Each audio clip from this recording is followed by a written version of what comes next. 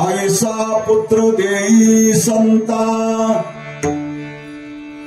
तरी जा आवडे पंढरीनाथा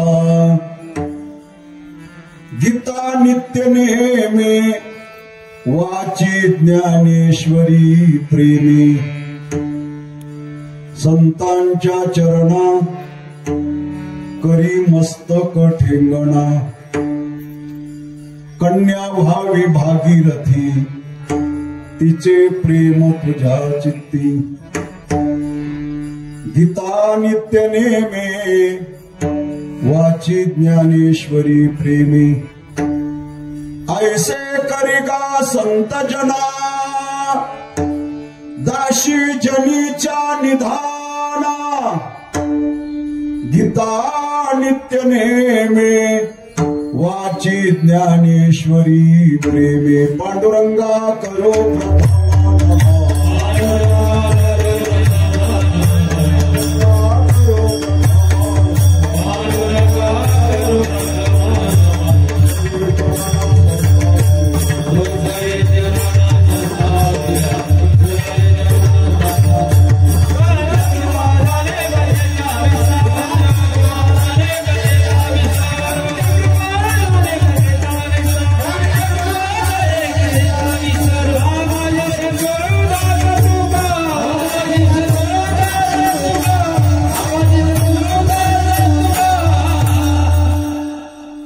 प्रभु के चरणों में सदा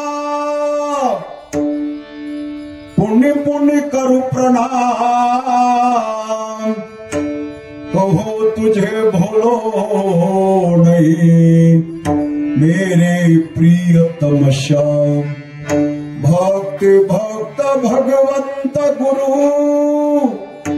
चतुर नाम वपुएक इनके पद वंदन करो नासत विघ्न अनेक प्रथम ही गुरु को शीश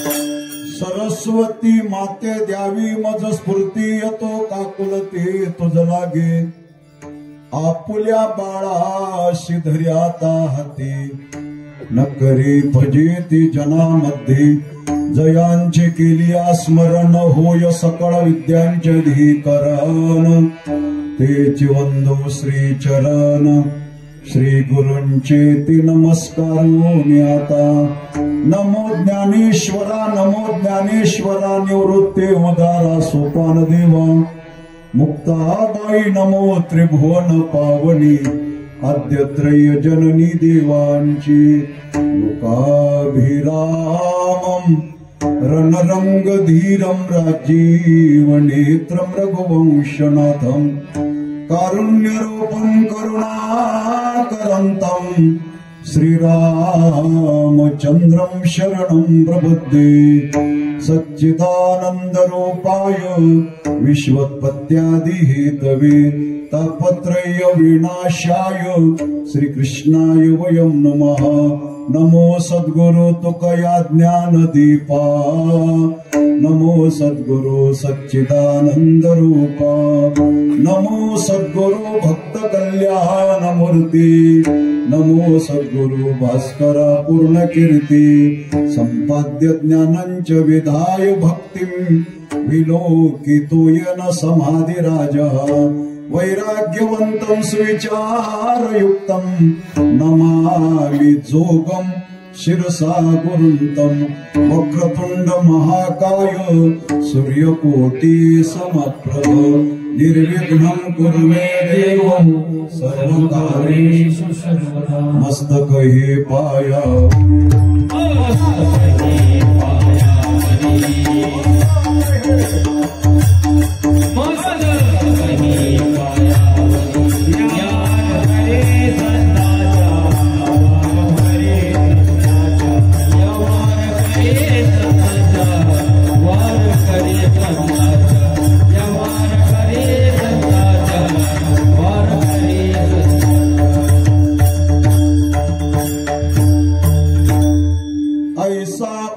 देई संता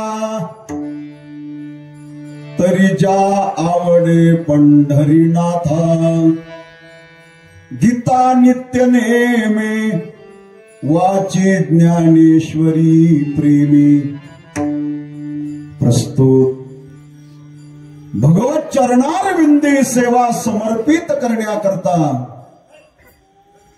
जमलेल्या भक्त भाविक व भक्तिमती मातांच्या समोर कीर्तनरूपी सेवेकरता निवडलेला अभंग महान भगवत भक्त वारकरी संप्रदायाच्या नंदादीप म्हणून ओळखल्या जाणाऱ्या महिलांमध्ये ज्यांना अग्रगण्य असं स्थान आहे अशा देवाच्या लाडक्या भक्त श्री संत जनाबाई यांचा हा 5 चरणाचा सर्वांच्या पाठाचा थोडासा अपरिचित गोड उत्कृष्ट समयाला अनुसरून मागणीपर असा अभंग मी सेवेकरता निवडला. विठ्ठल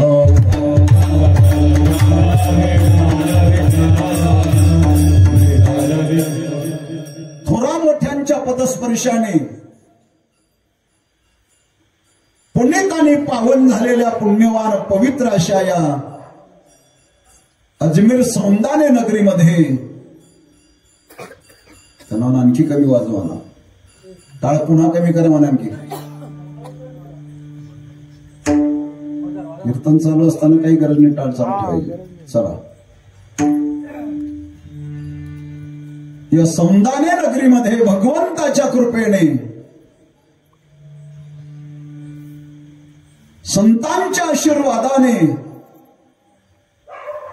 ग्रामस्थ मंडळींच्या बहुमोल सहकार्याने भजनी मंडळ व सप्ताह समितीचे सर्व कार्यकर्ते यांच्या अथक प्रयत्नांनी आदरणीय हरिभक्तीपरायण बापूसाहेब लौकिक महाराजांच्या कुशल मार्गदर्शनाने चालत असलेला हा वार्षिक नियमाप्रमाणे मर्यादा पुरुषोत्तम भगवान प्रभू रामचंद्र यांच्या पवित्र अशा दरबारात अखंड हरिनाम कीर्तन सप्ताह तथा गजर कीर्तनाचा सोहळा आनंदाचा आणि या सोहळ्यातील आजच्या या रात्रीच्या शेवटच्या दिवसाची कीर्तनाची सेवा माझ्या वाटीला आली. उद्या सकाळी या सप्ताहाची सांगता काल्याच्या कीर्तनाने होणार आहे आणि आजच्या या शेवटच्या दिवसाची कीर्तनाची सेवा या निमित्ताने पहिल्यांदाच माझं तुमच्या गावामध्ये येणं होत आहे. या ठिकाणी पहिल्यांदाच येण्याला कारण आमचे बाबर येथील हरिभक्तीपरायण रवी आबा यांनी मला बऱ्याच दिवसापासून आपल्या सप्ताहाची तारीख दिली आणि वेळेच्या आत या कार्यक्रमाकरता उपस्थित झालो. आपणा सर्वांच्या भेटी होत आहेत, परम भाग्याची गोष्ट. विठ्ठल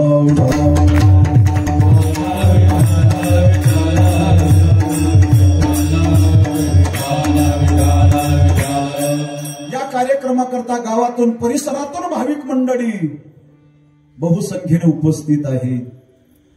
उत्कृष्ट मृदुंगाचार्य आमच्या आदरणीय हरिभक्तीपरायण विजय महाराज, गायन गंधर्व गायन सम्राट हरिभक्तीपरायण नारायण महाराज, विश्वनाथ महाराज, नंदकिशोर महाराज, गावातले सर्व भजनी मंडळ, परिसरातील भजनी मंडळ, सर्वांना मनापासून धन्यवाद देतो. विनीकरी, भालदार, चोपदार या सप्ताहाकरता विशेष ज्यांचं मार्गदर्शन आहे ते आदरणीय हरिभक्तीपरायण लौकिक महाराज, अनिल आबा, महादेव आबा, आमचे रवी आबा बाबरेकर, पुन्हा प्रीतम काय बाबरेचे काय काय ना बारकू महाराज बाबरेकर आणि रमेश दादा देवडीकर, आणि ज्यांची संत पंगत होती ते अनिल नारायण पवार, आणि एक पंगत आहे ना संजय डोळस काय झाली का. सर्वांना मनापासून धन्यवाद देतो. जास्त परिहार देत नाही. कोण बोलते ते मागे? मी काय म्हणतो, तुम्ही इकडे येऊन जाणार असेल काय पाहते हे तिकडच्या साईडची मंडळी काय करतात खाली करून जाणार. विठाला ढाला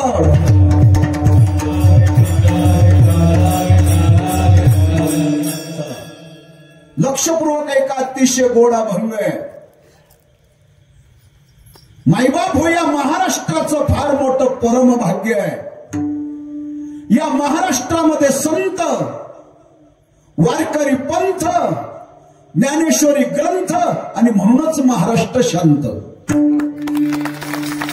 महाराष्ट्र भूमी संतांची, ही भूमी संतांची आहे. हे कोण करू असे जात नाही की त्या जातीमध्ये संत जन्माला आले नाही. कबीर मोमिंद लतीफ मुसलमान, कबीर मोमिंद लतीफ मुसलमान,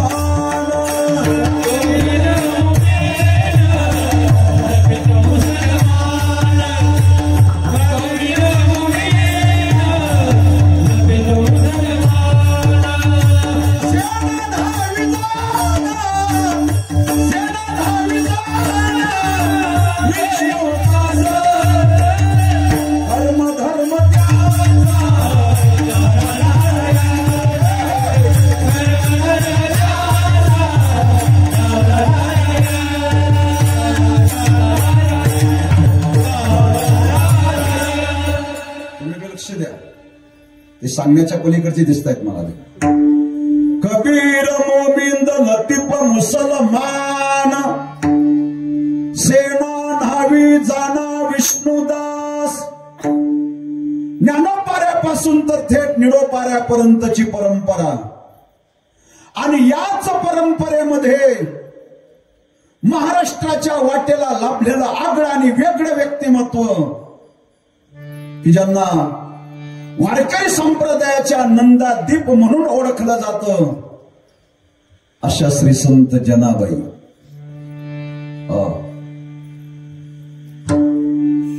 जनाबाई तुम्ही सामान्य समजू नका, की ज्या जनाबाईने आपल्या भक्तीच्या जोरावरती ब्रह्मांडाचा चालक भगवान परमात्मा त्याला आपल्या हृदयामध्ये बंदिस्त केला. धरिला पंढरीचा जोर, धरिला पंढरीचा जोर, धरिला पंढरीचा जोर, धरिला पंढरीचा जोर.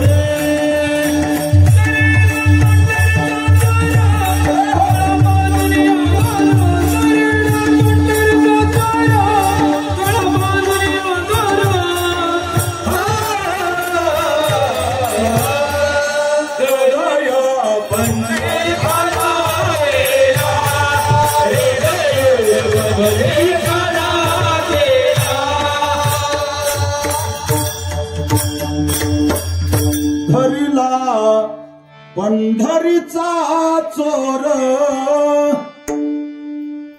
गळा बांधून या दोर. अरे ब्रह्मांडाच्या चालकाला मालकाला जनाबाईने आपल्या हृदयामध्ये बंदिस्त केला. काय त्या जनाबाईची भक्ती. अरे जनाबाईच्या भक्तीला भुलून भगवान परमात्म्याने विटेवरून खाली उतरावं आणि जनाबाईला काम करू लागावं. रात्री येऊन या जनीच्या घराशी, रात्री येऊन या जनीच्या घराशी,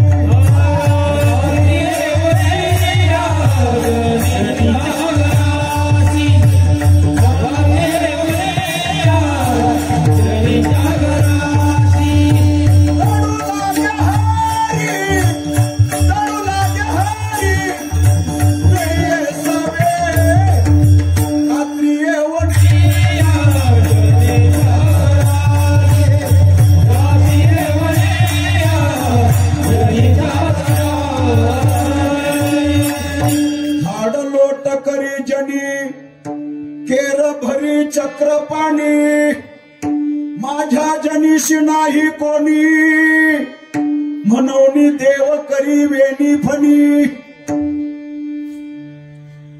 असा महान अधिकार जनाबाईचा. जनाबाई तुम्ही आजकालची बाई समजू नका. जनाबाई ही प्रत्येक युगामध्ये देवाच्या बरोबर आहे. चौयुगाचा भक्त नामा उभा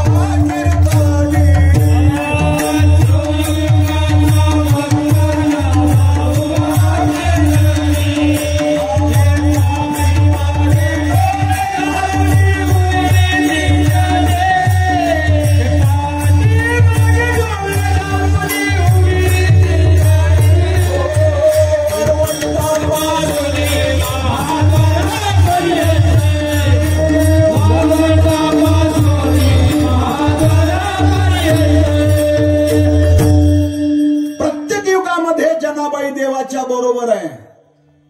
ऐका, कृतयुगामध्ये जनाबाई कोण होत्या? कृतयुगामध्ये भगवान परमात्मा नरसिंह झाले आणि खांबामध्ये प्रगट होऊन हिरण्यकश्यपूचा वध केला, भक्त प्रल्हादाचं रक्षण केलं.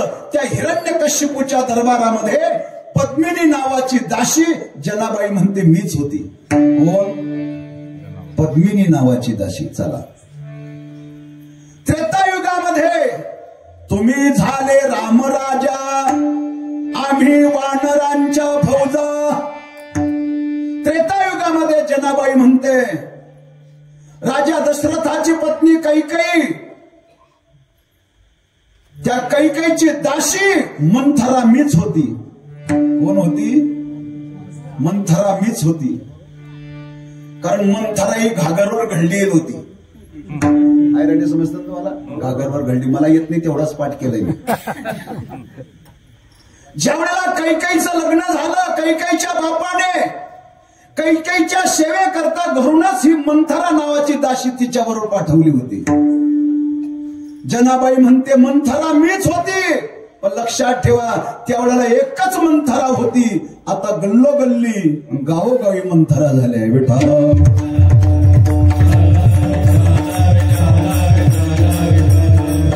द्वापार युगामध्ये तुम्ही कृष्ण झालात, कंसाला ठार मारलं. त्या कंसाच्या दरबारामध्ये 8 ठिकाणी वाकडी कुब्जा नावाची दासी मीच होती. आणि कलियुगामध्ये तुम्ही उभे विटेवरी, आम्ही झालो वारकरी. जनाबाई म्हणते मी नामदेव महाराजांच्या घरी दासी म्हणून आली. विठाला अशा महान भगवत भक्त श्री संत जनाबाई. जनाबाई ह्या 12व्या शतकामध्ये होऊन गेल्या की ज्या जनाबाईच्या समकालीन ज्ञानोबाराय, निवृत्तीनाथ, सोपान काका, मुक्ताबाई, गोरा कुंभार, सावता महाराज, नरहरी सोनार, रोहिदास चांभार, सजन कसाई, कबीर महाराज, सेना महाराज, लतीफ महाराज, चोखोबाराय, नामदेव महाराज, हे एकाच वेळेला समकालीन संत आहे. नाथ महाराज, तुकोबाराय हे नंतर आहे.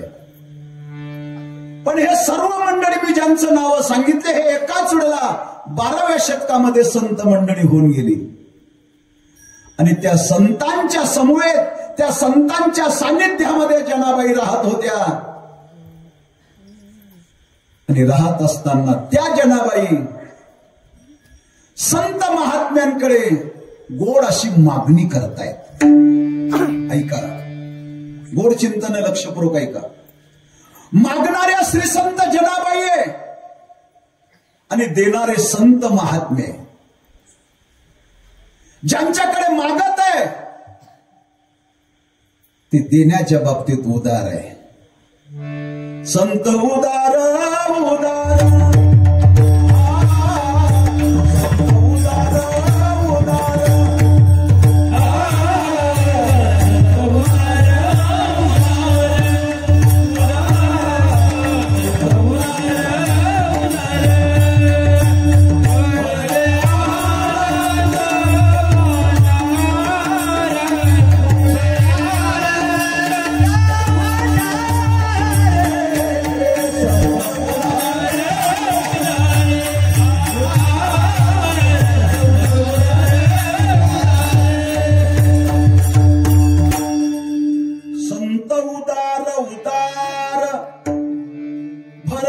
अनंत भांडार.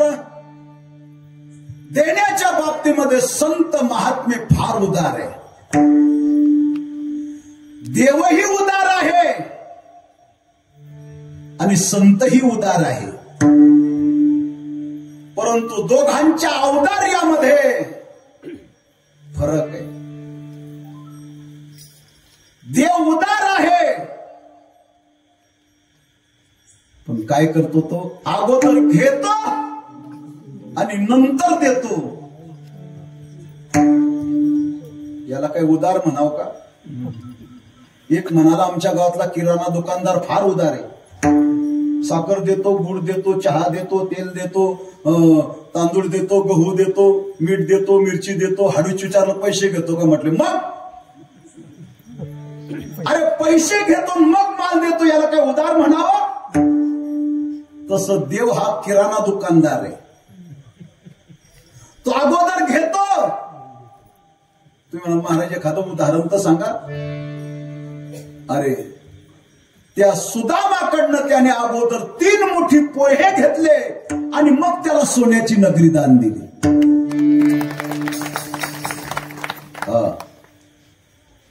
घेसी तेव्हा देशी ऐसा अससी उदार. काय रो तू देवा तुझे तृपणाचे द्वार. अरे तो अगोदर घेतो आणि नंतर देतो. पण आमचे संत इतके उदार आहे, इतके उदार आहे की देण्याकरता त्यांनी दुकान थाटले. दुकान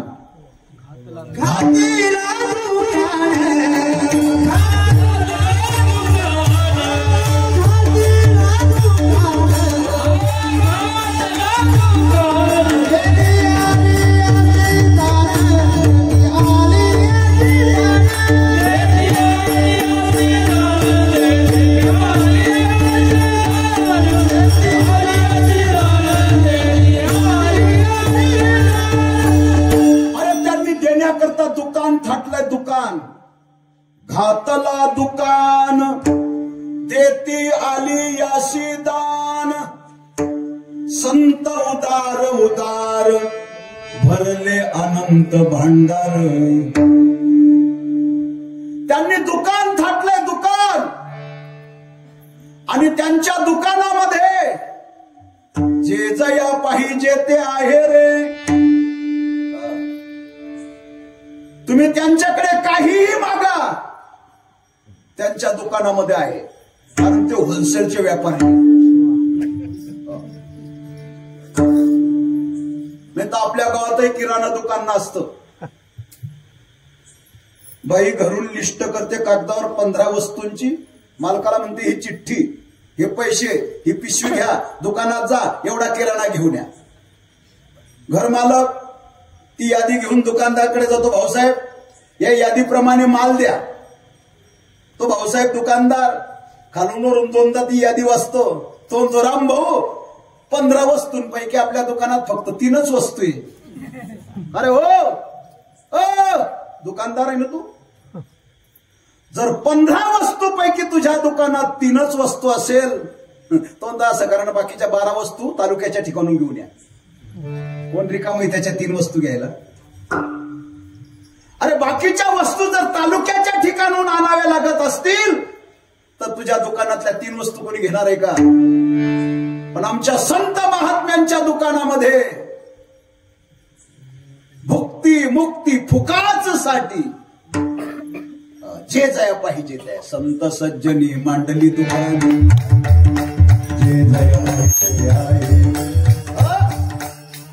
बरं त्यांच्या दुकानावर येणारा गिऱ्हाईक कोणी असू द्या, लहान असो मोठा असो, स्त्री असो पुरुष असो, गरीब असो श्रीमंत असो, पापी असो महापापी असो, दुराचारी असो अथवा सुदुराचारी असो. तुम्ही म्हणाल महाराज दुराचारी शब्द वापरल्यानंतर सुदुराचारी शब्द वापरायची काय गरज आहे. जरा लक्षपूर्वक आहे का, दोघांची व्याख्या वेगवेगळी आहे. दुराचारी त्यालाच म्हणतात की जो नुसतीच पाप करतो त्याला म्हणावं दुराचारी. पण सुदुराचार्याची व्याख्या आहे का, जरा गड्यात टपोरी मारा, कपडाला ठसठशीत गंध, आळंदी पंढरीची वारीही करतो, त्र्यंबकेश्वरची वारीही करतो, एकादशीही धरतो, दररोज मंदिरामध्ये देवाच्या दर्शनालाही येतो, रात्री कीर्तनही ऐकतो आणि सकाळी सट्ट्याचे आकडे काढतो. याला म्हणावं सुदुराचार्य. याला काय म्हणावं सुदुराचार्य. आणखी सांगू, बरेचसे माडकरी कीर्तनालाही पुढे आणि भिका भीमालाही पुढे, यांना म्हणावं सुदुराचार्य. यांना काय म्हणावं सुदुराचार्य. आणखी बोलू, काही काही गावांना जे भजनी सप्ताची वर्गणी गोळा करतात ना तेच भजनी तमाशाची वर्गणी गोळा करतात, यांना म्हणावं सुदुराचारी. विठाला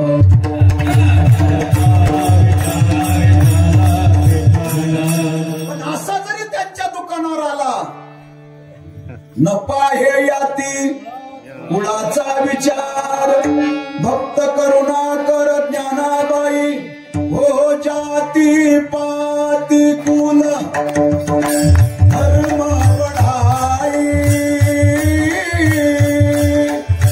जाती पाती कुल धर्म बढाई, धन बल परिजन गुण चतुराई, राम श्री राम.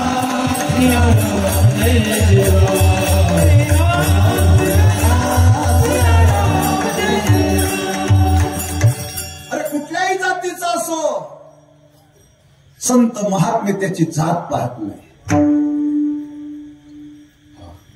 इतके ते उदार आहे. आणखी सांगू, त्यांच्या दुकानातून तुम्ही कितीही माल घ्या, पैसे लागत नाही.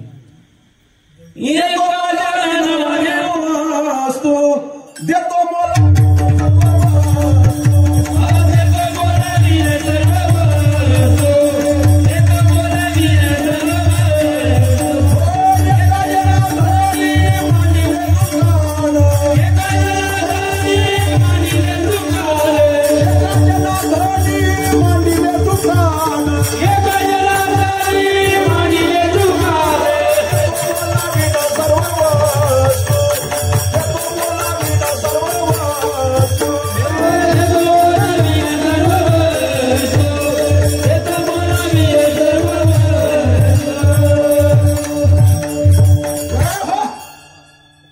टीम फार भारी. यांच्याकरता एकदा टाळ्या वाजवा.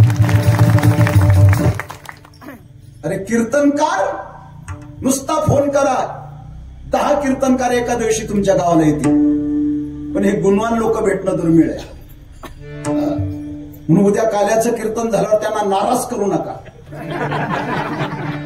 लौकिक महाराज जे ठरलं असेल त्यापेक्षा 1000-500 शिवाय द्या.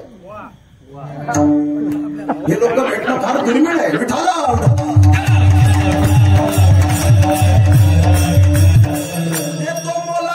सर्व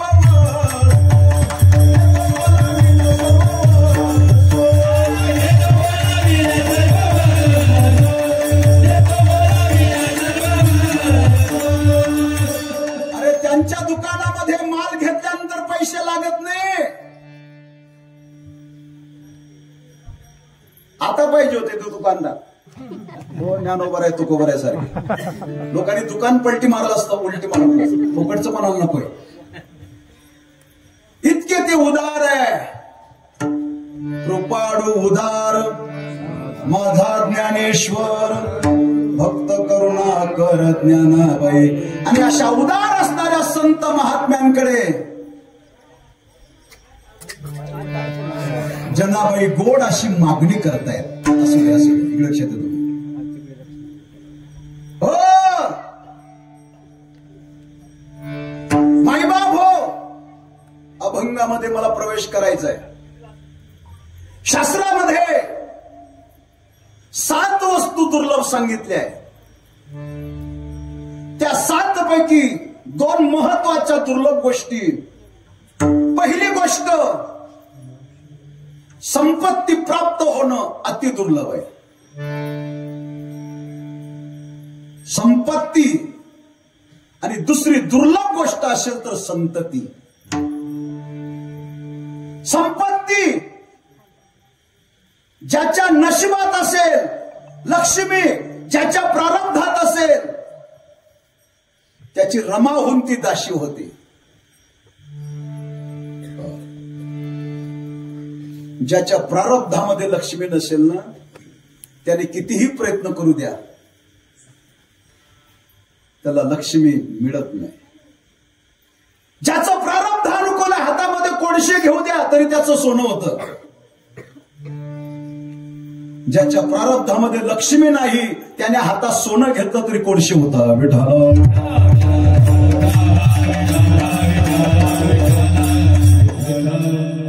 अन्नमान धन हे तो प्रारब्धा अधीन. आणि दुसरी अतिशय दुर्लभ वस्तू गोष्ट कोणती असेल तर संतती प्राप्त होणं अति दुर्लभ आहे. प्रारब्धाशिवाय संतती होत नाही. ज्याच्या प्रारब्धामध्ये संतती नसेल त्याने कितीही प्रयत्न करू द्या, कोणत्याही डॉक्टरकडे जाऊ द्या, किती औषध खाऊ द्या, हो एकाने संतती प्राप्त होण्याकरता लग्न होऊन 20 वर्ष झाले, मूलबाळ होईना म्हणून दुसरी बायको केली. आता नाही, त्यावरची गोष्ट सांगतो. आता भेटत नाही. पहिलीच मिळणं कठीण, दुसरी फार दुर्लभ. पूर्वीचा काळ. दुसरी पत्नी केली, 5 वर्ष झालं दुसरं लग्न करून तरी मूलबाळ नाही. पुन्हा तिसरी केली, तिलाही मूलबाळ नाही. पुन्हा चौथी केली. किती सांगू आता. चला. अरे ज्याच्या प्रारब्धामध्ये पुत्र संतती असेल त्यालाच ते होणार. राजा दशरथाच्या जीवनामध्ये सर्व भोग अनुकूल होते, परंतु पुत्र हि नश्य मे राज्यम सर्वम दुःखाय कल्पते. पुत्रहीन अशा राज्यामध्ये राजा दशरथाला समाधान वाटेना. म्हणून राजा दशरथ शिकार करण्याकरता अरण्यात आला. दिवसभर बोंबलत फिरला, शिकार मिळाली नाही. रात्री सरोवराच्या काठी एका झाडावरती जाऊन बसला. कोणीतरी हिंस्र प्राणी या ठिकाणी पाणी पिण्याकरता येतील, मला सहज शिकार साध्य होईल. रात्री 12 वाजता त्याच रस्त्याने श्रावण बाळ आपल्या आंधळ्या आई वडिलांना कावडीमध्ये बसवून काशी तीर्थयात्रेला चाललाय. ऐका त्याचे गुण, आई बाप आंधळे वाण, जात काशीला घेऊन. बाळ श्रावण, बाळ श्रावण, ऐका त्याचे गुण, आई बाप आंधळे वाण, जात काशीला घेऊन. बाळ श्रावण.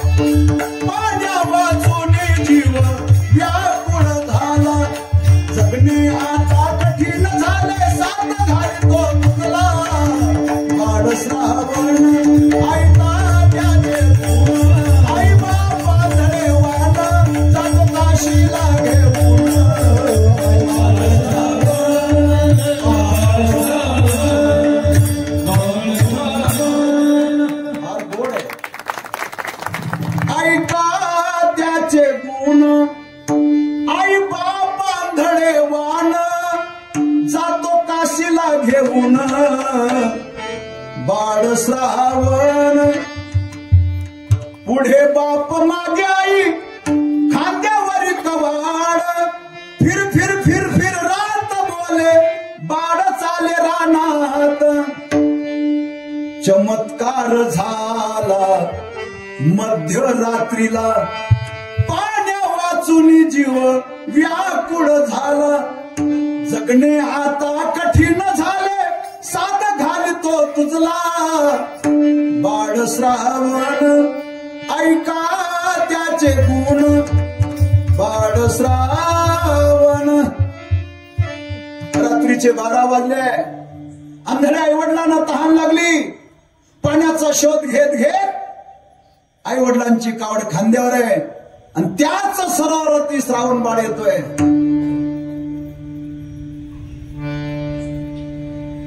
सरोवरामध्ये उतरलाय. कमंडल पाण्यामध्ये बुडला. बुडबुड असा आवाज आला आणि आवाजाच्या दिशेने राजा दशरथाने बाण सोडला. बाण लागता श्रावणाशी, नाठवेची माता पिता, नाठवेची देह ममता, राम स्मरणेशी तो आला. बाण लागताच हे राम म्हणून बाळ श्रावण खाली पडला. आई वडिलांची कावड बाजूला फेकली गेली. बाळ श्रावण मरण पावला. राजा दशरथ खाली उतरला. येऊन पाहतो तर माझ्या हातून ब्रह्महत्या घडली. श्रावण बाळाच्या आई वडिलांची माफी मागतोय. राजा माफ करा, क्षमा करा, तुमचा मुलगा माझ्या हातून मारला गेला.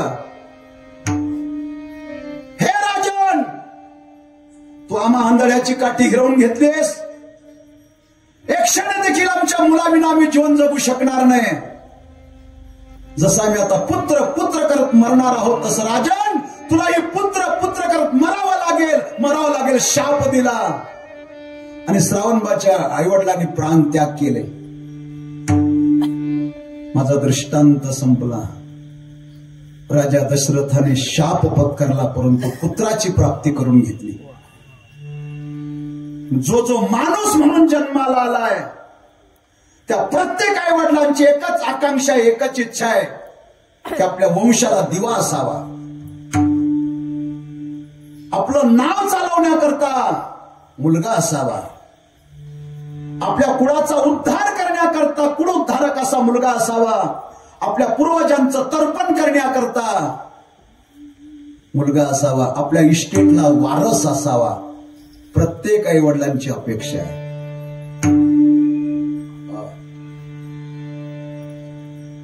आणि तीच अपेक्षा ठेवून जनाबाई आजच्या अभंगामध्ये संत महात्म्यांना प्रार्थना करता. हो संत जन हो, माझी एकच मागणी तुमच्याकडे.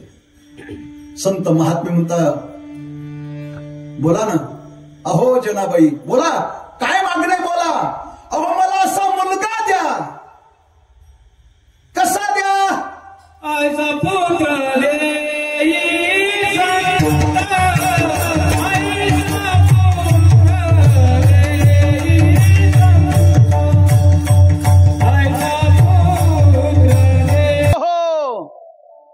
मला असा मुलगा द्या. ऐसा पुत्र देई संता, तरी ज्या आवडे पंढरीनाथा. ज्या मुलाला देव आवडेल, ज्या मुलाला देवाची भक्ती आवडेल, ज्या मुलाला कथा कीर्तन आवडेल, ज्या मुलाला आळंदी पंढरीची त्र्यंबकेश्वरची वारी करायची आवडेल, असा हरिभक्त मुलगा मला द्या. ऐसा पुत्र देई संता.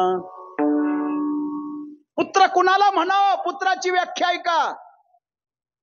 पुण्णाम त्रायती इति पुत्र, हा जो आपल्या पूर्वजांना पू नावाच्या नरकातून वर काढतो त्याला म्हणा पुत्र. आणि जो पूर्वजांना नरकात घालतो त्याला म्हणा कुत्र. पू आणि कु, पुत्र आणि पुत्र.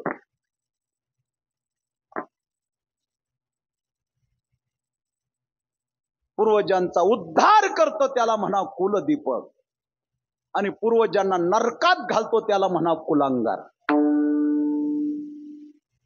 मी आणखी मुलाचे 4 प्रकार सांगत असतो, ऐका. पहिला शत्रुपुत्र, दुसरा ऋणपुत्र, तिसरा उदासीन पुत्र आणि चौथा आहे सेवक पुत्र. अगदी एका मिनिटात व्याख्या. शत्रुपुत्र त्यालाच म्हणतात ज्या आई वडिलांच्या पोटी जन्म घेतो आणि त्याच आई वडिलांना जो मारतो त्याला म्हणावं शत्रुपुत्र. मायबाप हो, या देशाचं फार मोठं दुर्दैव आहे. या देशामध्ये असे काही महाभाग मुलं जन्माला आलेत की त्या आईला आई म्हणायला तयार नाही, बापाला बाप म्हणायला तयार नाही. अरे जीवनामध्ये तुम्ही सर्व काही विसरा, आई वडिलांना विसरू नका. हे बरं हे तूच जीवनामध्ये तुम्ही सर्व काही विसरा, आई वडिलांना विसरू नका. मातृदेव भव, पितृदेव भव, अतिथी देव भव, आचार्य देव भव, सकळ तीर्थाची धुरे, जे का माता पितरे, तया शेवेशी शरीरे लोन किजी. तुका म्हणे माय बापे, हे तो देवाची स्वरूपे. अरे एवढी आपलं दैवत आहे. आपण नेहमीच आमच्या कीर्तनकारांच्या मुखातून आई वडिलांचं महत्व ऐकत आहात. अरे काही महाराज लोकांचा तो स्पेशल ब्रँडच झालाय. काय आई वडील, बस अर्धा तास कीर्तनातून आई वडिलांवर बोलणारे महाराज लोक आहे. पण जे महाराज अर्धा तास कीर्तनातून आई वडिलांना बोलताना तेच महाराज आई वडिलांना वागवत नाही. आता हे कुठे घेऊन जायचं. म्हणून आई वडील आपलं दैवत आहे. सर्व तीर्थ ते घरात आहे. त्यांचा आदर करा, त्यांच्या उपकाराची जाण ठेवा, पण त्यांच्या उपकाराची जाण न ठेवता त्याच आई वडिलांना जो मारतो त्याला म्हणावं शत्रुपुत्र. चला दुसरा ऋणपुत्र. ऋणपुत्र त्यालाच म्हणतात जन्माला आल्यापासून आजारी आजारी आजारी. आई वडील त्याच्या करता हजारोने पैसा खर्च करतात. हजारोने पैसा खर्च करून तो मुलगा वयाच्या 5व्या वर्षी मरून जातो, याला म्हणा ऋणपुत्र. जोपर्यंत त्याचा आई वडिलांकडे घेणं असतं तोपर्यंत तो राहतो. ऋण वैर हत्या या 2 गोष्टी कधीच चुकत नाही. त्याचं ऋण संपलं की तो मरून जातो, ऋणपुत्र. तिसरा उदासीन पुत्र. उदासीन पुत्र त्यालाच म्हणतात लग्न होईपर्यंत आई वडिलांमध्ये राहतो. एकदा का लग्न झालं, ती बया का घरात आली, तिने का याचे कान फुकले की बस सांगते तुम्हा वेगळे निघा, सांगते तुम्हा, सांगते तुम्हा वेगळे निघोनी संसार बघा, वेगळे निघोनी संसार बघा, सांगते तुम्हा वेगळे निघा,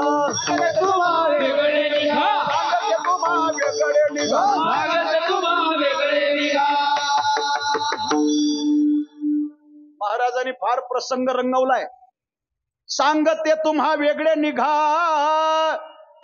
वेगळे निघोनी संसार बघा.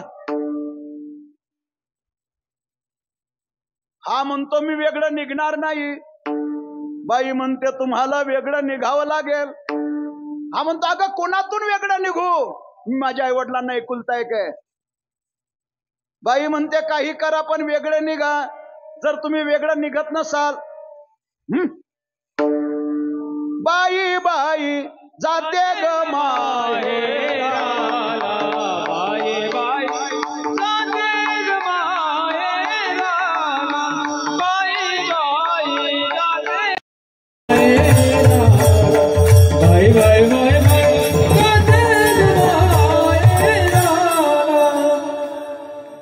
माहेरचं नाव काढताच हा म्हणतो पहिलीच भेटत नव्हती. हा म्हणतो तू म्हणते वेगळं तर कैसा वय वय म्हणे भिडा, कैसा वय वय म्हणे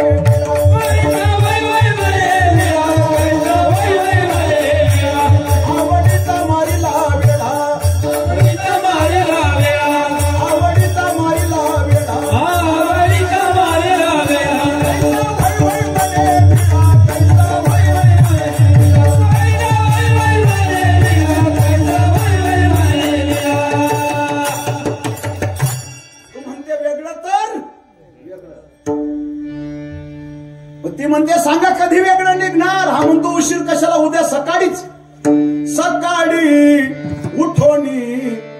वेगळा निघेन वाहतो तुझी आन निश्चयेशी निश्चयेशी सकाळी उठोनी वेगळा निघेन.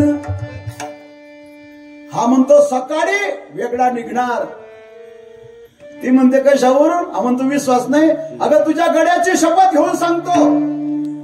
वाहतो तुझी आन निश्चयेशी. आन म्हणजे शपथ. आणखी सांगू शपथ. आपल्या खेड्यापाड्याच्या भाषेत बोलू का? माईचन कधी बो अर्थ एकच आहे. वाहतो तुझी आन निश्चय. सकाळ झाली भांडी आपटायला सुरुवात झाली.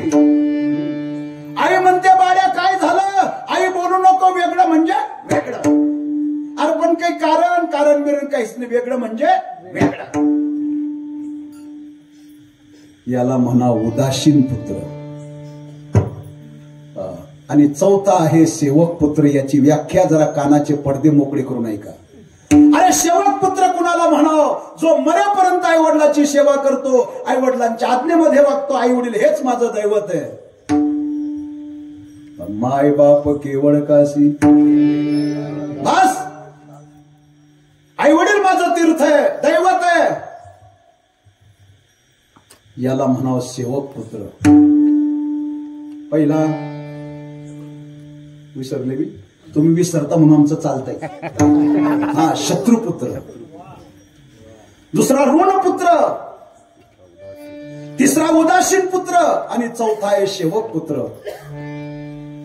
माता पोरांनो, ज्याने त्याने ठरवा आपला नंबर कोणत्या पोरामध्ये लागतो ते. मी आज रात्री मुक्कामी आहे. सकाळी 7 वाजता जाणार आहे. सकाळपर्यंत प्रत्येकाने येऊन मला सांगा की माझा नंबर अमुक अमुक पोरामध्ये लागतो. विठाला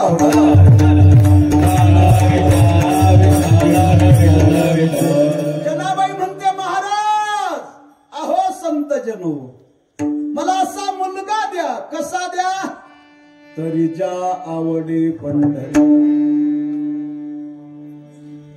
ज्या मुलाला देव आवडेल, ज्या मुलाला कथा कीर्तन आवडेल, ज्या मुलाला पंढरीची आळंदीची वारी करावी वाटत असेल असाच मुलगा मला द्या. तरी ज्या आवडे पंढरीनाथ. पण असा देवाला आवडणारा मुलगा जन्माला येण्याकरता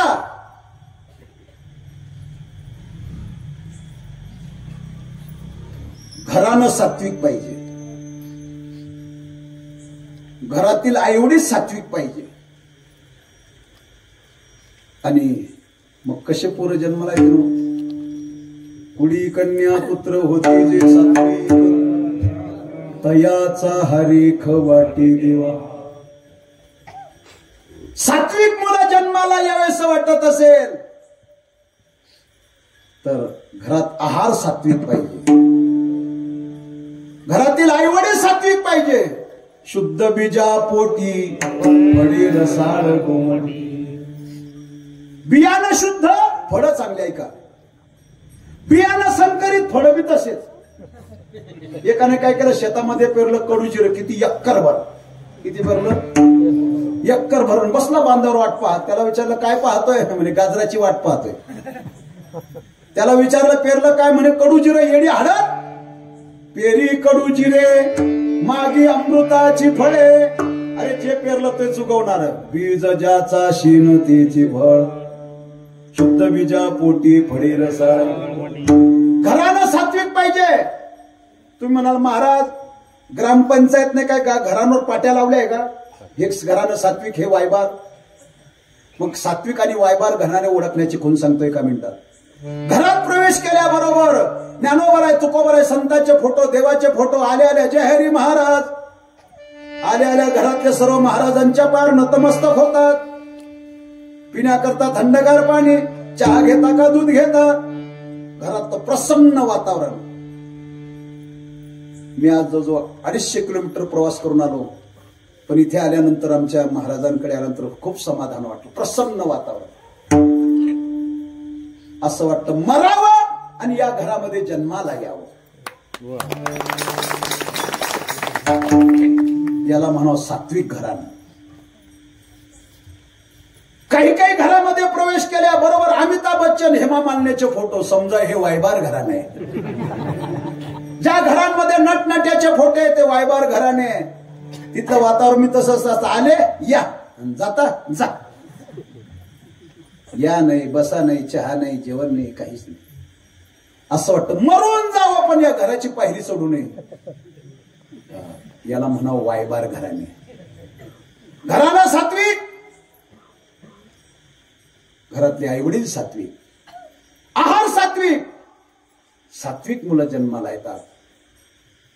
आणि असे सात्विक मुलं जन्माला येऊन काय करता? अभंगाच्या दुसऱ्या चरणात गीता नित्य गीता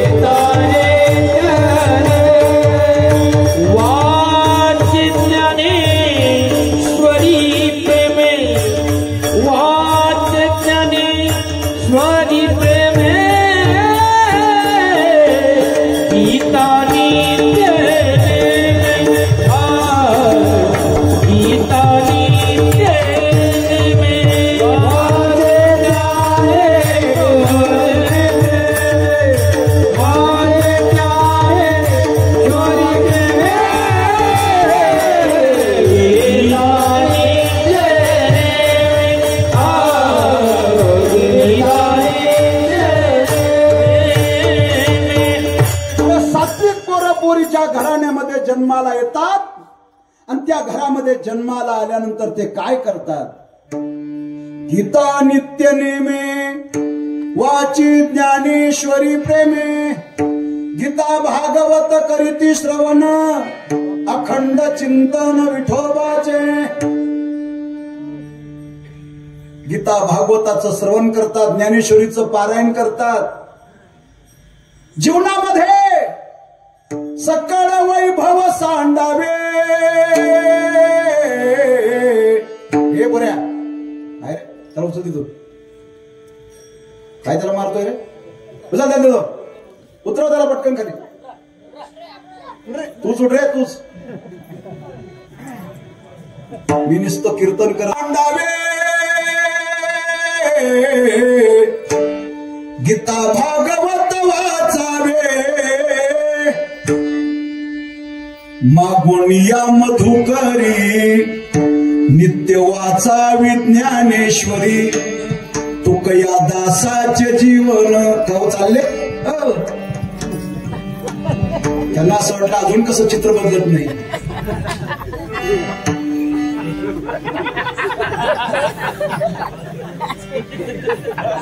चांगलं कीर्तन ऐकायचं सवय नाही त्यांना. चला, तुक या दासाचे जीवन गीता भागवत रामायण सकळ वैभव सांडावे. गीता भागवत वाचावे. जीवनामध्ये गीता आणि भागवत श्रवण करा, ज्ञानेश्वरीचं पारायण करा. गीता नित्य नेमे वाची ज्ञानेश्वरी प्रेमे. गीता ही संस्कृत मध्ये आहे. भगवान श्री हरीने कुरुक्षेत्रावरती आणि युद्धाच्या प्रसंगी कौरव पांडवांच्या युद्ध समयाला 700 श्लोकाची 18 अध्यायाची 5 ते 6 तासामध्ये गीता सांगितली आणि अर्जुनाचा मोह नाहीसा केला. अर्जुनाचे निव्याजे गीता प्रकाशोनी श्रीराजे, संसारा एवढे थोर ओझे फेडिले जगाचे. आणि अर्जुनाच्या निमित्ताने भगवंताने तुमच्या आमच्या करता गीता सांगितली. सोमुखे आपण सांगे तो श्री विष्णू, श्री गीता हा प्रश्न अर्जुनेसी. हे परा किती देतो गीता संस्कृत मध्ये का मराठीत? बोला तू रे किती दे किती कशात आहे गीता? संस्कृत का मराठी? हा जोरात बोल. यानं सांगितलं म्हणून का? तुझं मत सांग काय? मराठीत आहे का? हा वा हुशार आहे पोरं. गीता कशात आहे? संस्कृत मध्ये. ज्ञानेश्वरी कशात आहे? संस्कृत का मराठीत? कशात? संस्कृत. संस्कृत कितवीत आहे तू? कशात आहे ज्ञानेश्वरी? ज्ञानेश्वरी पाहिली का तू? ज्ञानेश्वरी खाता का पेता?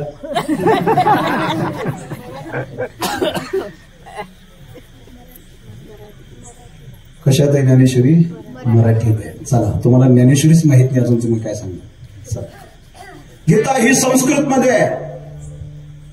700 श्लोकाचे भगवंताने अर्जुनाचं निमित्त करून तुमच्या आमच्याकरता गीते सांगितले.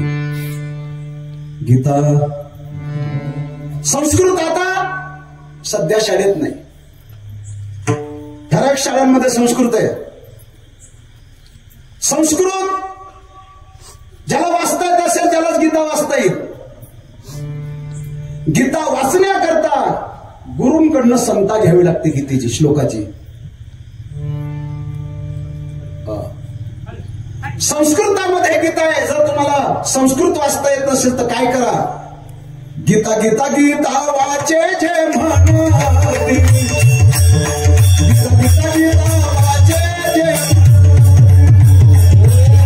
गीता गीता गीता वाचे, गीता गीता गीता नाही पुनरावृत्ती नरा. नुसतं गीता गीता म्हणा, पुन्हा जन्म मरण नाही. गीता नित्य नेमे वाची ज्ञानेश्वरी प्रेमे. जीवनामध्ये एकटा का होईना ज्ञानेश्वरीचं पारायण करा. महाराज या धावपळीच्या जीवनामध्ये आम्हाला ज्ञानेश्वरी वाचायला वेळ आहे तरी कुठे? एक म्हटलं महाराज मरायला वेळ नाही हो. कशाला मरायला वेळ नाही, तुम्ही ज्ञानेश्वरी वाचायला सांगता? माई बाबू एकदाच ज्ञानेश्वरीचं पारायण करा. सर्व ज्ञानेश्वरी वाचायला वेळ मिळत नसेल, ज्ञानेश्वरीच्या 100 वेळा वाचा तरी ज्ञानेश्वरीचं पारायण केल्याचं फळ प्राप्त होईल. 100 वेळा आम्हाला वाचायला वेळ नाही, पुन्हा सवलत देतो. ज्ञानेश्वरीच्या 11 वेळा वाचा. ऐका, 11 वेळी आम्हाला वाचायला वेळ नाही, पुन्हा सवलत देतो. ज्ञानेश्वरीच्या 5 वेळा वाचा.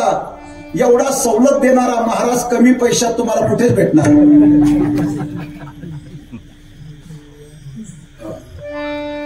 5 वेळाही आम्हाला वाचायला वेळ नाही, पुन्हा सवलत देतो. एकच ओवी, एकतरी ओवी अनुभव,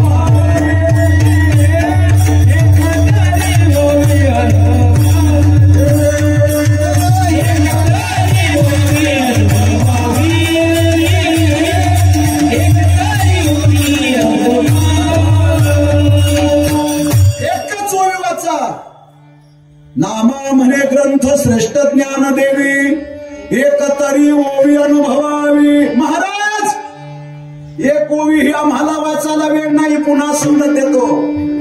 आळंदी पंढरपूरला कधी गेला तर जोग महाराजांची वारकरी शिक्षण संस्था आळंदीला, की ज्या संस्थेमध्ये आम्ही कीर्तनकार म्हणून तयार झालोय. त्या संस्थेची ज्ञानेश्वरी 500 रुपये किंमत आहे अर्थास. तेवढी ज्ञानेश्वरी विकत आपल्या घरी आणा, देवाऱ्यात ठेवा. सकाळी स्नान झाल्याबरोबर ज्ञानेश्वरीचं दर्शन घ्या, ज्ञानेश्वरी डोकं ठेवा आणि मग घराच्या बाहेर पडा. तुमच्या ऍक्सिडेंट होण्याची भीती नाही. खात्रीपूर्वक सांगतो, ज्ञानेश्वरीचं दर्शन घेऊन तुम्ही घराच्या बाहेर पडला आणि जर तुमचा रस्त्याने ऍक्सिडेंट झाला तर मला फोन करा. ही काही भाकड कथा नाही. एक होता राजा आणि त्याला होता 500 राण्या. ही कथा नाही आहे, ज्ञानेश्वरी ती. अरे ज्ञानेश्वरी आपलं जीवन आहे. महाराष्ट्राला ज्ञानोबारांनी फार मोठी ही देणगी दिली आहे.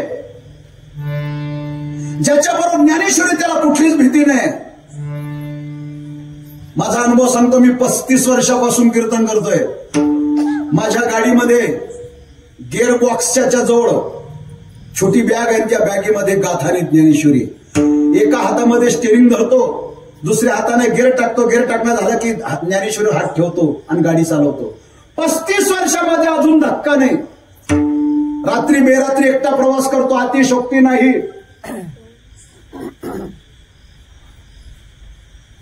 अजून धक्का नाही. अरे ज्ञानेश्वरीचं फार मोठं महत्व आहे. नुसतं दर्शन घ्या आणि मग घराच्या बऱ्यापळा सही सलामत घरी या. आणि दर्शन घ्यायलाही तुम्हाला वेळ मिळत नसेल मग एंडो सल्पान घ्या. यापेक्षा सांगू तरी काय आता तुम्हाला दुसरं. विठाला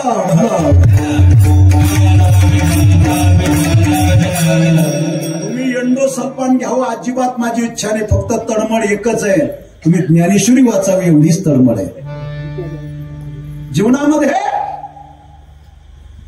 वाचावे ज्ञानेश्वरी, डोळा पहावी पंढरी, ज्ञान हो या ज्ञानासी, ऐसा वर या टिकेसी, भाव धरोनिया वाची ज्ञानेश्वरी, कृपा करी हरी तयावरी, सोमुखी आपण संगीतो श्री विष्णू, श्री गीता हा प्रश्न अर्जुनेसी, गीता नित्य नेमी वाची ज्ञानेश्वरी प्रेमे.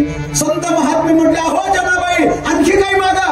जनाबाई म्हटली महाराज मला असा मुलगा द्या की संत महात्मे त्याला दिसले की तो संतांच्या पार नतमस्तक व्हायला पाहिजे. अभंगाच्या 3ऱ्या चरणात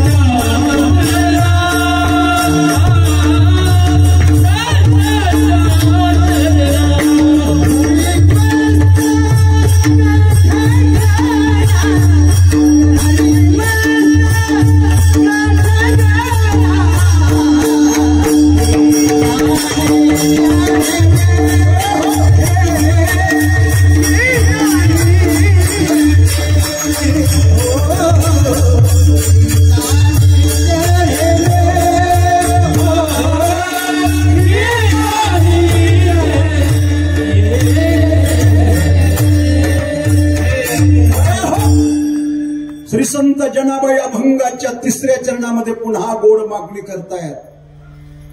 संतांच्या चरणा करी मस्तक ठेंगणा, मला असा मुलगा द्या की संत महात्मे त्याला दिसले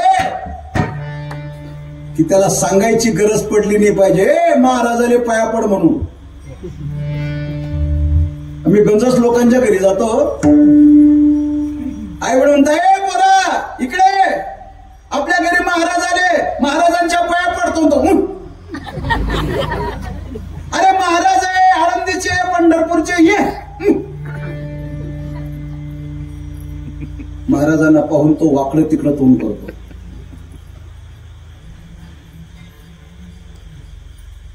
केवढा आदर, अतिशक्ती होईल ज्यांच्याकडे आज फरार होता संध्याकाळी. किती आदर. फार बोटावर मजबूत ते घराने सापडतात असे. आल्या आल्या हातपाय धुवायला गरम पाणी, आरतीचं ताट, पाय धुण्याकरता हजर. केवढा आदर. संतांबद्दल आदर असावा. संत महात्मे आपल्या घरी आले, घाली संताशी आसने पूजा करी काया वाचा मने एका जनार्दनी जाणे इच्छिले ते पुरवी. संत महात्मे आपल्या घरी आले.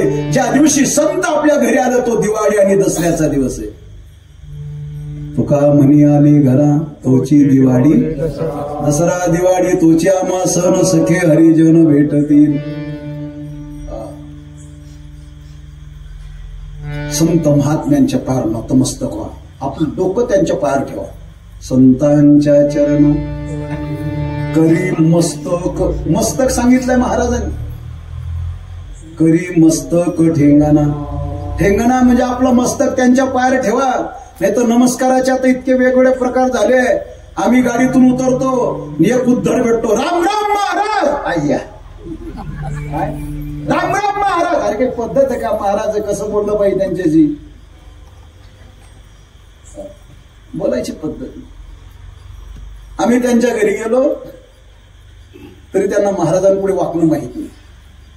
लक्षात ठेवा, घरातले वडीलधारी माणसं जसं आचरण करतील त्याचं अनुकरण लहान पोरं करतात.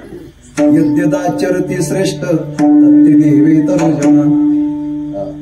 येथ वडील जे जे करती तया नाम धर्म ठेवती एरनुष्टी ती सामान्य सकळ. आपण जसं वागाल तसं आपलं अनुकरण आपलं पोरं करतात. म्हणून नाही तर नमस्काराचे अनेक प्रकार आहेत. काही काही नुसता असा हात देतात. बाय बाय म्हणता का टाटा म्हणता त्यांना त्याच माहिती. काही काही जय हरी महाराज असं. माफ करा काय बोलले महाराज. ब्राह्मणाची सून पाया पडते सासूच्या. येते बर कात्याबाई येते बर कात्याबाई. तिच्याच पायाजवळ असं करते. येते बर कात्याबाई. हा एक नमस्काराचा प्रकार.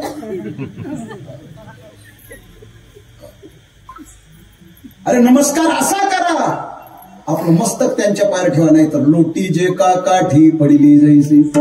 काठी जशी सर्व अंगाने जमिनीवर टेकत असते तसं संतांच्या चरणा करी मस्तक ठेंगणा. तुकोबांचं प्रमाण आहे. मस्तक ठेंगणा करी संतांच्या चरण. काय फरक आहे याच्यात? फक्त आलटी पलटी. जनाबाई म्हणते संतांच्या चरणा करी मस्तक ठेंगणा. तुकाराम महाराज म्हणता मस्तक ठेंगणा करी संतांच्या चरणा. भावे गावे गीत यातलं ते प्रमाण आहे. आपलं मस्तक त्यांच्या पायावर ठेवा. का ठेवावं? संत महात्म्यांच्या पायाचे रजकण जर आपल्या मस्तकाला लागले तर आपला उद्धार झाल्याशिवाय राहत नाही. आणि याच्याकडे लक्षात ठेवा, महाराजांच्या संतांच्या पाया पडत असताना डोकं त्यांच्या पायावर ठेवा. संत चरण लागता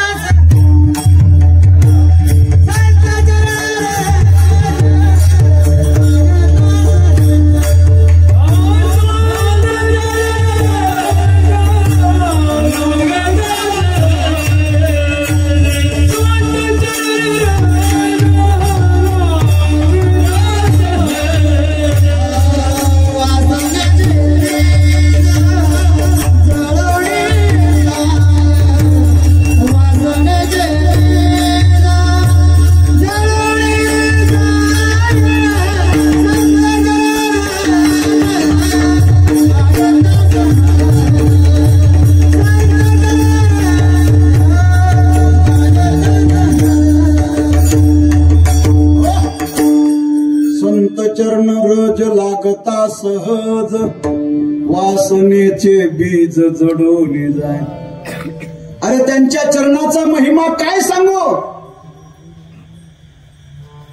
ज्यांच्या पायाच्या रजकणाची देवाने अपेक्षा करावी. चरणी चरज वंदी शुडपाणी धावत चालते मागे मागे. नामयाचे पाठी चाले की शिराज लागाव्या रज चरणीचे. एकदाचा प्रसंग सांगतो. त्यांच्या राजाची चरणाची मातीचं केवढं महत्व. एकदा काय झालं, एकाएकी देवाचं रात्री डोकं दुखायला लागलं. भगवान कृष्णाचं इतकं डोकं दुखायला लागलं, इतकं डोकं लागलं, फुटायला लागलं. भगवान घरामध्ये खाली जमिनीवर लोडू लागले. डोकं दुखतं, डोळं दुखतं, डोकं दुखतं. सगळ्या घरातल्या अष्टनायका गोळ्या झाल्या, सगळ्या बाया गोळ्या झाल्या. अनेक उपचार करू दे, अनेक गोळ्या देऊ दे, अनेक बाम लावू दे, काहीच फरक पडेना. वैद्याला बोलवलं, वैद्याने नाडी परीक्षा केली, देवाचं डोकं दुखणं थांबेल. आणि काय उपाय आहे?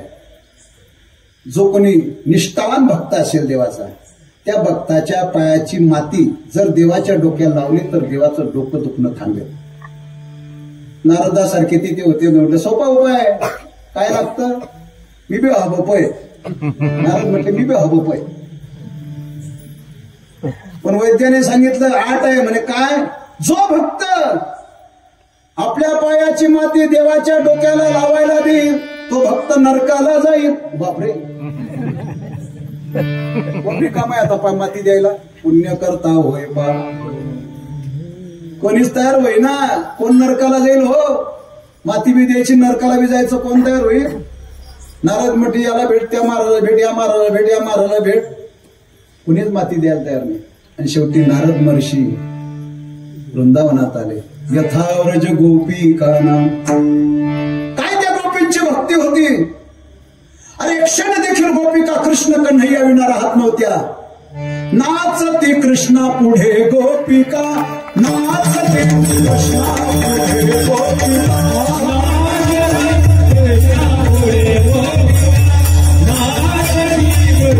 पुढे गोपिका, दर्शन होईल का, दर्शन होईल का.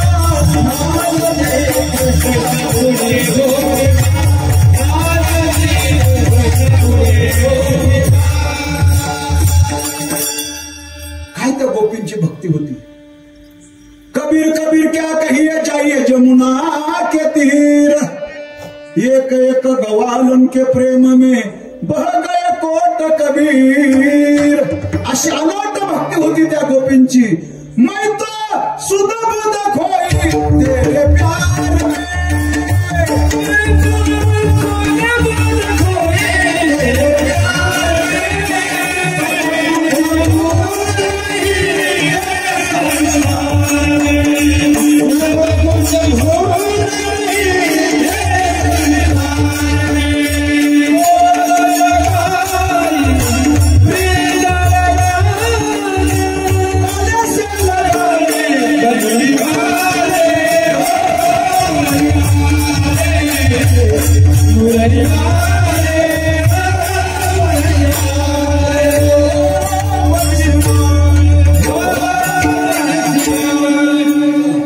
आपलं काही कार्याचं कीर्तन नाही.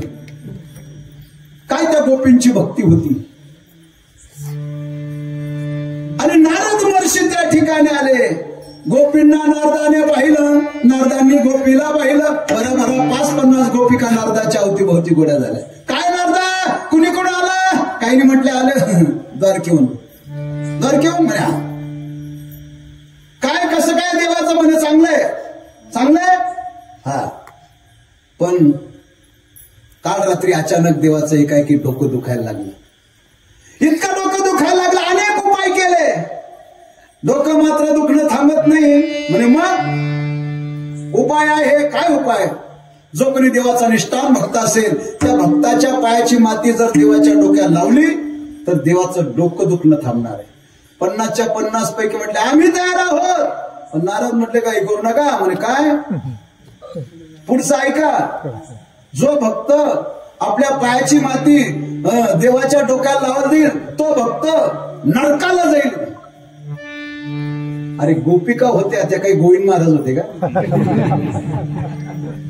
त्या म्हटलं नारदा, आमच्या पायाची माती त्याच्या डोक्याला लावल्यानंतर त्याचं जर डोकं थांबत असेल तर आम्ही नरकाला जाण्याकरता तयार आहोत.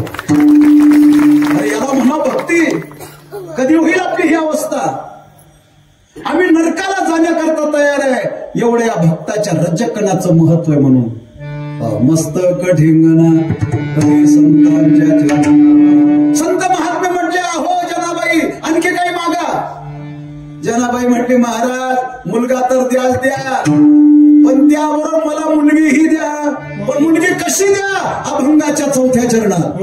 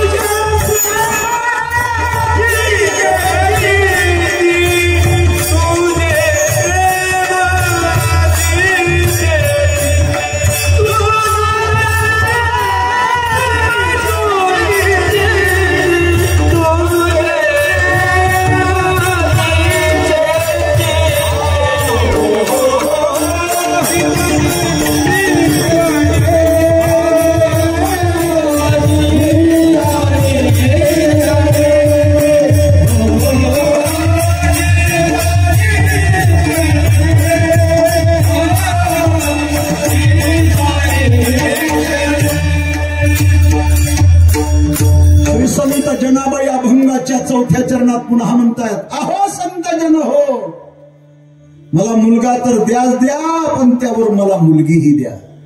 पण मुलगी कशी द्या? कन्या व्हावी भागीरथी, तिचे प्रेम तुझ्या चित्ती. अहो भागीरथी सारखी मला मुलगी द्या. ऐका, प्रत्येक आई वडिलांना मुलगी आवश्यक आहे. ज्यांना मुलगी नसेल त्यांना मुलीचं महत्व विचारा काय आहे ते. म्हणून मुलापेक्षा मुलगी बरी, सुख देईल दोन्ही घरी. मुलगी आवश्यक आहे. ज्या बापाला नुसत्या मुलीच आहे तो बाप मरेपर्यंत घराचा मालक असतो. काय काय काय? ज्या बापाला नुसत्या मुली आहे तो बाप मरेपर्यंत घराचा मालक असतो. एकच काट्टा असू द्या, पण तांच्या वेगळे. भास्कर, तुला समजत नाही कोणाला म्हणतो? बापाला. म्हणून मुलगी आवश्यक आहे. अरे तुम्ही मेल्यानंतर तुमच्याकरता तुमची मुलगीही रडेल आणि सूनही रडेल, पण रडण्यामध्ये फार अंतर असेल. सासूसाठी रडे सून, भावांतरीचा भिन्न. सासूसाठी रडे सून, भावांतरीचा भिन्न. हो प्रेम तयासी दिसेना, प्रेम तयासी दिसेना. तुमची सून तुमच्याकरता रडेल, तोंड ठोकेल. घरातल्या लोकांना बरं वाटावं, शेजाऱ्या पाजाऱ्यांना बरं वाटावं, नातेवाईकांना बरं वाटावं म्हणून ती मोठमोठ्याने तोंड ठोकते. पण मनातून म्हणते बरी झाली, प्याद गेली घरातली. हो सासू. बऱ्याचशा सुनांना सासवा ब्याद वाटतात. तुकोबरांनी दृष्टांत दिलाय. मोले घातले रडाया, नाही आसू आणि माया. पूर्वीचा काळ मारवाडी लोक फार हुशार. कोण? मारवाडी लोक. त्यांच्या घरात जर एखादी वयस्कर म्हातारी मरण पावली ना, ते स्वतः रडत नव्हते. मग रडण्याकरता रोजाने बाया लावायचे. रोजाने. कशा करता? रडण्याकरता. आता मला सांगा, रडण्याकरता रोजाने बाया लावून तर खरोखर रडत असतील का? पण बिचारा रोजगारी मिळावे म्हणून मोठमोठ्याने शटानी मर गए हाय हाय, शटानी मर गए हाय हाय, शटानी मर गए हाय हाय, शटानी मर गए हाय हाय, शटानी मर गए हाय हाय, शटानी मर गए हाय हाय. मोठमोठ्याने रडायच्या. आता त्या रडण्याकरता त्या बायांना मोबदल्यात काय दिलं जात होतं? रोजांतरी म्हणून गहू दिले जात होते. काय दिलं जाते? त्या रडता रडता म्हणायचे, बनशी देशी का बोढ्यावर माय, शटानी मर गए हाय हाय, बनशी देशी का बोढ्यावर माय, शटानी मर गए. या रडण्यामध्ये नाही आसू आणि माया. अरे तुमची मुलगी तुमच्याकरता एसटी स्टँड पासून तोंड ठोकत येईल. बापासाठी रडेल लेक, भावांतरीचा एक. आईसाठी रडेल एक, भावांतरीचा एक. प्रत्येक बापाला मुलगी आवश्यक आहे. जेवढी मुलगी बापाला जीव लावते तेवढा मुलगा लावत नाही. म्हणून मुलगी आवश्यक आहे. मुलगा आणि मुलगी आवश्यक, पण कसे पाहिजे? सात्विक पाहिजे, वायबार नको. कुडी कन्या पुत्र होती जे सात्विक. सात्विक मुलगा आणि मुलगी पाहिजे, वायबार अजिबात नको. हे बरं. अरे वायबार मुलगा मुलगीपेक्षा निपुत्रिक राहिलेलं बरं. पण वायबार मुलगा मुलगी नको. कारण मुलीवर फार मोठी जबाबदारी आहे. मुलगी ही 42 कुळाचा उद्धार करते. आई वडिलांचे 21 कुळ आणि सासरचे 21 कुळ, अशा 42 कुळाचा ती उद्धार करते. जर सात्विक निघाली तर. जर तीच मुलगी वायबार निघाली तर 42 कुळाला नरकात घालते. आपण बुडविती, पती बुडविती, दोन्ही पुढे नेती अधपतना, दोन्ही पुढे नेती अधपतना. म्हणून मुलगा आणि मुलगी सात्विक पाहिजे. वायबार मुलगा मुलगी नकोय. पोरींच्या प्रेमाने लाज सोडली, लाज. कुणावर प्रेम करावं हे पोरींना कळत नाही. सध्या वाईट दिवस आले. पोरगी राहते बंगल्यामध्ये आणि गवंड्यावर प्रेम करते. काय विटा खाशीन का त्याच्या घरी? गवंड्यावर बंगल्यात राहते चांगली. फार वाईट दिवस आहे. म्हणून आज मुलांकरता संपत्ती कमवण्यापेक्षा त्यांच्यावर चांगल्या संस्काराची गरज आहे. आज हे पोरं कीर्तनाला येत आहेत, हे वाया जाणार नाही. पुरी वाया जाणार नाही. आणि म्हणून मुलगी आवश्यक आहे. पण मुलगी कशी पाहिजे? जैशी मीरा मुक्ताबाई, ज्याप्रमाणे संत मीराबाई होऊन गेली, ज्याप्रमाणे श्री संत मुक्ताबाई होऊन गेली. नाचूंगी नाचूंगी नाचूंगी नाचूंगी नाचूंगी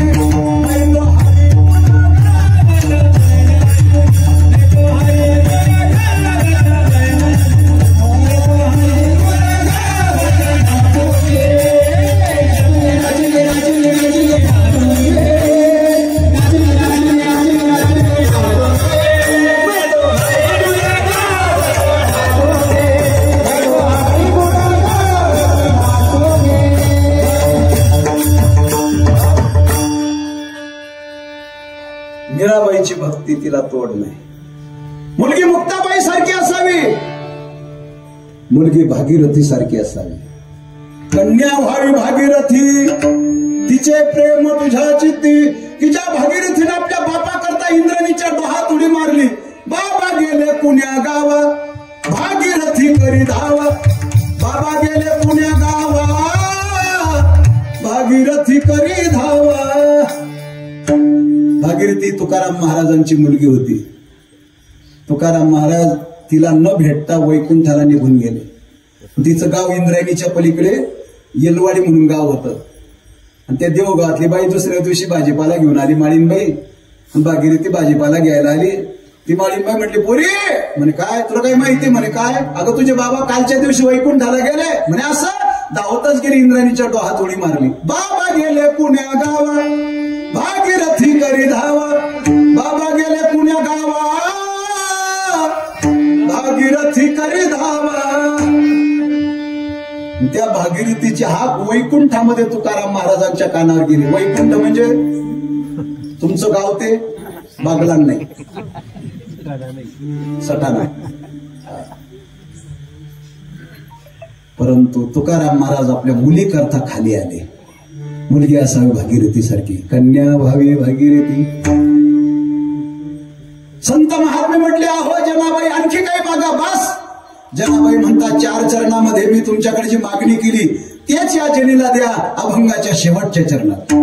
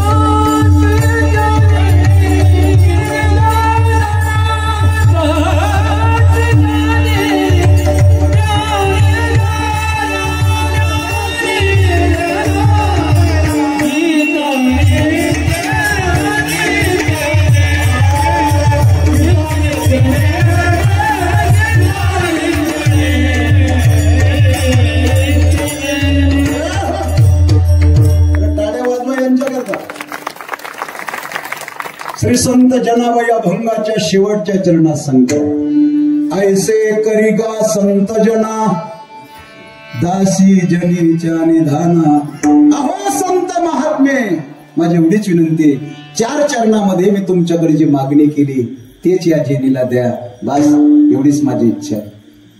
दासी जनीच्या निधान गीता नित्य नेमे वाचे ज्ञानेश्वरी प्रेमे अभंगाच्या 5ही चरणांचा विस्तार पूर्वभार सांगितला.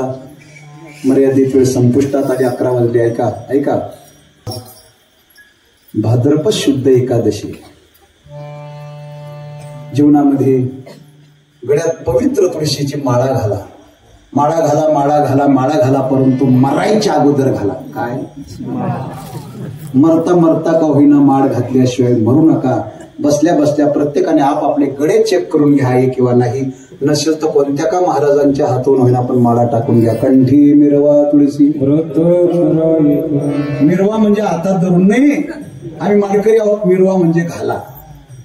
गळ्यात पवित्र तुळशीची माळा घाला. एकादशीचं व्रत करा, व्रत करा एकादशी. आज एकादशी आहे. इमानदारीने सांगा किती लोकांच्या एकादशी आहे. कारण बोटवर 1 2 3 4 5 6 7 8 9 10. काही काही करू का नको, करू का नको, चला. असं गृहीत धरतो. कीर्तनात आलेले श्रोते जवळजवळ 75% एकादशी धरणारे, राहिलेले 25% लोकांनी एकादशीचं व्रत करा. एकादशी सन्न पान जे नर करीती भोजन श्वान विष्टे समान अधम जनतया हुनी. एकादशीच्या दिवशी जो भाकरी खातो, जो अन्न भक्षण करतो, तो कुत्र्याची विष्ठा खातो. हा हा तोंडाला हात लावताय. कुत्र्याची विष्ठा.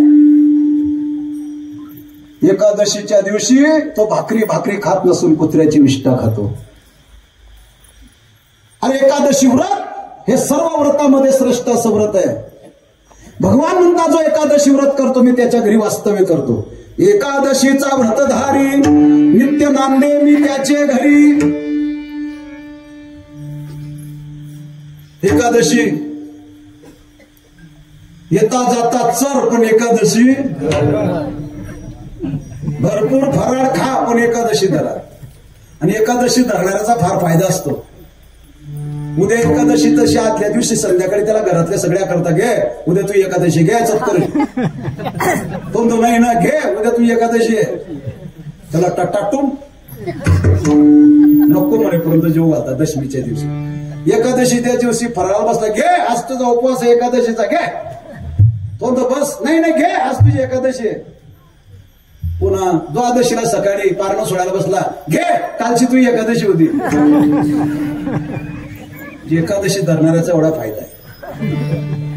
म्हणून एकादशीचं व्रत करा. गळ्यात पवित्र तुळशीची माळा घाला. खूप समाधान वाटलं मला. मी पहिल्यांदाच तुमच्या गावाला आलो. ऐका माझा परिचय ऐका. माझं नाव गोविंद महाराज चौधरी, जळगाव जिल्ह्यात जामनेर तालुक्यात केकतनी मोहरा माझं गाव आहे. वरसाडेकर म्हणतात, पाचोरेकर म्हणतात, पंढरपूरकर म्हणतात. वरसाड्याला रामदास महाराज वरसाडेकर ब्रह्मचारी गादीवर मी आलो. पाचोऱ्याला फार मोठा मठ बांधला आणि पंढरपुरामध्ये चंद्रभागेच्या काठावर कुंडलिकाच्या मंदिरासमोर पलीकडच्या काठाला 21 गुंठे जागा विकत घेऊन 3 मजली भव्य असं मठाचं काम त्या ठिकाणी केलं. कधी पंढरपूरला आला तर या गोविंद महाराज चौधरी खानदेश प्रतिष्ठान या नावाने मठ आहे. अगदी समोरच कुंडलिकाच्या मंदिरासमोर पलीकडच्या काठाला. आज या ठिकाणी येणं झालं. परिसरात माझे बरेच कीर्तन झाले. तुमच्या गावाला पहिल्यांदाच एवढे आमचे रवी आबा या गावचे ते जावई आहेत. त्यांनी मला तारीख दिली, बाबा काही करा. कधीपासून तारीख देऊ? 1-2 महिन्यापासून. पण नाईलाज आहे, त्यांचं बायपासचं ऑपरेशन झाल्यामुळे ते येऊ शकले नाही. मला सांगितलं बाबा जा, कुठे असा, किती लांब असो त्या पण कार्यक्रमाला जा. आणि त्यांच्यामुळे येणं झालं. तुम्हा सर्वांच्या भेटी होत आहेत, परम भाग्याची गोष्ट. सुज्ञ असे श्रोते तुम्ही आहात. आज नाहीतर कीर्तनाचा बाजार होत चाललाय. ऐका, शब्द ऐका जरा. सध्या कीर्तनाचा बाजार होत चाललाय. खरं कीर्तनच लोकांना कळत नाही. आज श्रोत्यांच्या अपेक्षा वाढल्या आहेत. श्रोत्यांना असं वाटतं कीर्तनकाराने कीर्तनातून हसवलं पाहिजे, कीर्तनकाराने कीर्तनातून विनोद केला पाहिजे. लक्षात ठेवा, ज्याला असं वाटत असेल की कीर्तनकाराने कीर्तनातून हसवलं पाहिजे, विनोद केला पाहिजे, त्याने अजिबात कीर्तनाला यायचं नाही. मनोरंजनाचे साधनं भरपूर तिकडे त्याने जावं. कीर्तन हे हसवण्याचं साधन नाहीये, कीर्तन हे मनोरंजनाचं साधन नाहीये. अरे कीर्तनकाराकडनं संत वाङ्मयाची अपेक्षा करा, कीर्तनकाराकडनं शास्त्राचा अपेक्षा करा, भक्ती ज्ञान वैराग्य कीर्तनातून ऐकण्याची अपेक्षा ठेवा. पण आता जो जास्त कीर्तनातून हसवेल तो मोठा मारा. फार वाईट दिवस आले, कीर्तन परंपरेला फार आता वाईट दिवस आले. म्हणून चांगलं कीर्तन ऐकायची सवय ठेवा.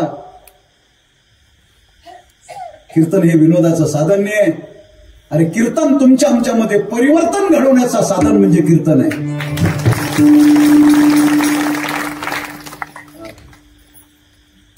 आणि म्हणून कीर्तनकाराकडनं विनोदाची अपेक्षा करू नका. सध्या कोणी आईवर बोलतोय, कोणी कविता सांगतोय, कोणी काय सांगतोय. सध्या फार झालं. रडायचे 50,000 देताय लोक कीर्तनात. रडायचे मला नाव माहित नाही. कठीण झालंय, कठीण आहे. म्हणून जोग महाराज संस्थेची परंपरा आहे, भक्ती ज्ञानाविरहित इतरा गोष्टी न कराव्या, प्रेम भरे वैराग्याच्या युक्ती विवराव्या, जेणेकरून मूर्ती ठसावी अंतरी श्री हरीची, ऐशी कीर्तन मर्यादा हे संतांच्या. ही कीर्तनाची मर्यादा आहे. आणि म्हणून आज या ठिकाणी आलं, खूप समाधान वाटलं. सर्व ग्रामस्थांना, कार्यकर्त्यांना मनापासून धन्यवाद देतो. सर्व महाराज मंडळी, आपल्या कार्यक्रमाचे मार्गदर्शक, त्यांनाही धन्यवाद देतो. शेवेला पूर्णाम देतो. प्रत्येकाने एकादशीचं व्रत करा, गळ्यात पवित्र तुळशीची माळा घाला, आळंदी पंढरपूरची वारी, नामचिंतन आपल्या वाटेला कर्म करीत राहा. विठोबा रखुमाई, विठोबा रखुमाई. त्यांचे नाव का?